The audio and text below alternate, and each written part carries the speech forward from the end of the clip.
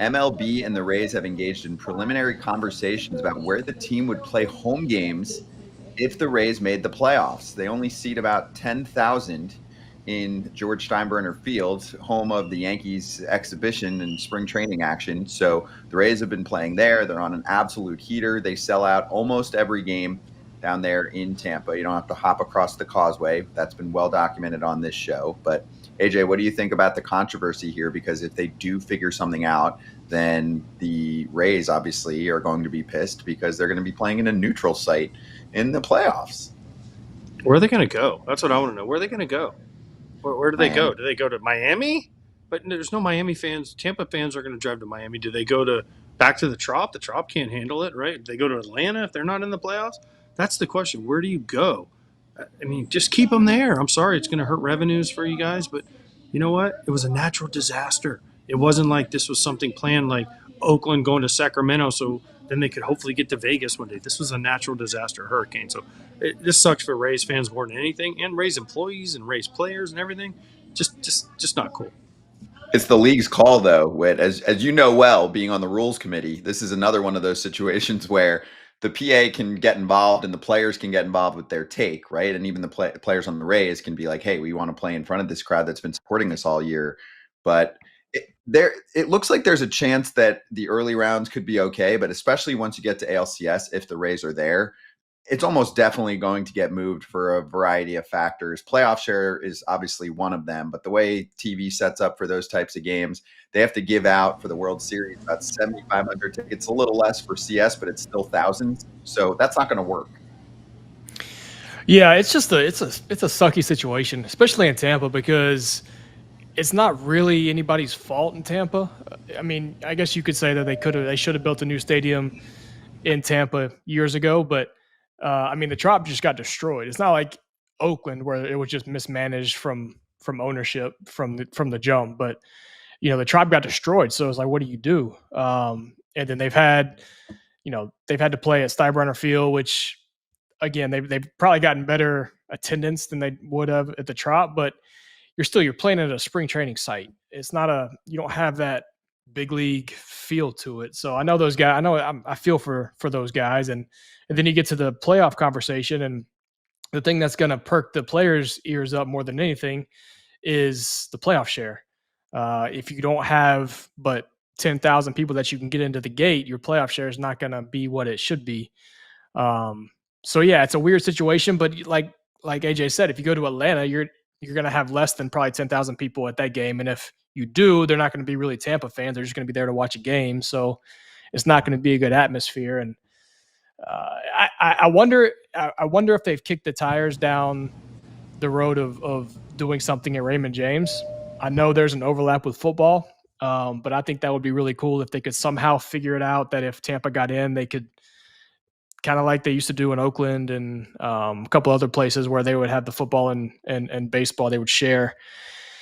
If there was a way you could have a makeshift baseball field in Raymond James, even if it wasn't the best field in the world, I would think that would be better than some alternatives They like did going it. to Miami or Atlanta. They did it. By the way, the Savannah Bananas did it, and left field was like 200 feet. If not, even it might not even have been 200 feet. It was like 180 feet to left or to right field. So, I mean, sure, I'm sure they would love it. Imagine Yankees, Rays, and Aaron Judge is like, oh man, it's 172 feet to left field.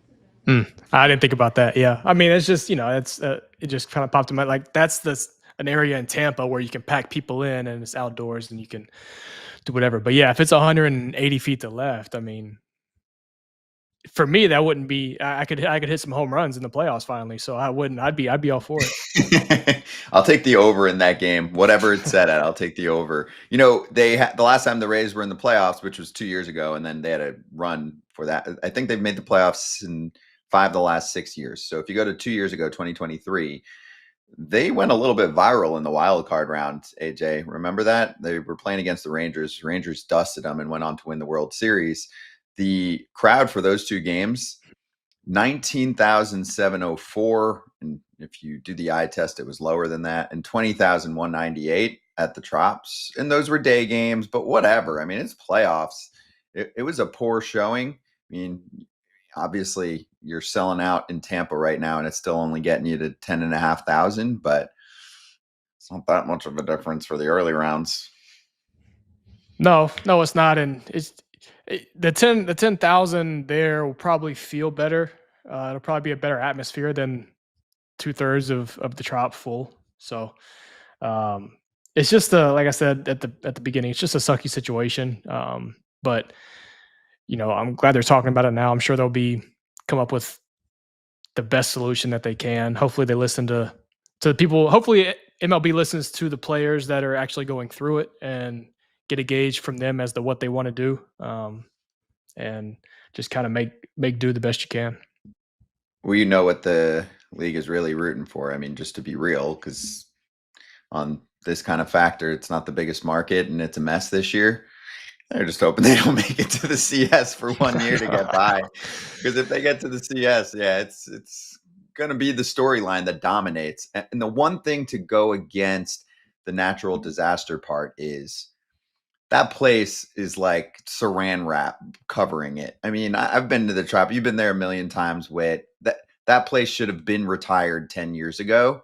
And they've been talking about a new ballpark for a quarter century, and they haven't figured it out. So finally, I think Mother Nature stepped in and punched them. I mean, obviously it was terrible tragedy that went down there with the hurricane, but it's like Mother Nature showing how frail that ballpark was and that it shouldn't be a major league ballpark anymore. Or at the very least, they needed to massively redo it. So I do blame, administration, league, ownership, the whole deal. And we've talked a lot about how Stu Sternberg is in exclusive talks with one group. There's another group making a bid. So hopefully that happens so they can move this forward, because now as a Florida resident, I want to see a better baseball setup. They're making Florida look bad right now. I mean, we could have a better baseball setup, whether it's in Tampa or AJ's favorite Orlando. I think if this season shows anything, you got people showing up to a spring training park to watch a game in better numbers than was when they would go to a big league park at the Trop, or a big league park at the Trop. So I mean, why this should be the deciding factor? Like, hey, look, it works. If we build a place in Tampa, people are going to show up. They'll have great attendance if they build a spot in Tampa. Tampa's a great city. It's a really cool city, and it's got a great outdoor vibe to it. And if you put a ballpark there, I mean, it would kill it. I don't get the hold up. I mean, money is always the hold up, but it would. I think you would as much as it would cost you to build. I think you would get that back and then some in no time if you built it in Tampa. Kratz, real talk. I do not carry cash around me, but what I do carry around on my phone is Cash App. Easy peasy.